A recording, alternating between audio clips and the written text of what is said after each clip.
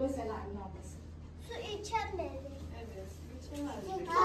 Çiçekler Evet, meyveler susuz kalır. yıkanamaz. Evet, bulaşıklar da yıkanmaz, pis oluruz değil mi? Biz de yıkanamayız. Pis oluruz. Başka? Ellerimiz yıkanmaz. Sebzeler büyümez. Susuz kalırlar, yemek bulamazlar değil mi? Çünkü yemeklerine yetişmesi için suya ihtiyaçları var. Balıklar. Suyun ne kadar önemli olduğunu, olmazsa başımıza neler gelebileceğini anladık değil mi? Biz canlılar hep birlikte, hayvanlar ve diğer hepsi birlikte şu bütünü oluşturuyoruz değil mi? Efendim? Havuçlar yetiş. Evet, havuçlar yetişmez. Patlıcanlar yetiş. Patlıcanlar yetişmez.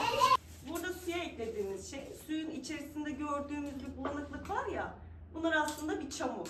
Bu çamuru daha hızlı çökelmesini sağlayacak bir sıvı ekliyoruz biz buna. Şimdi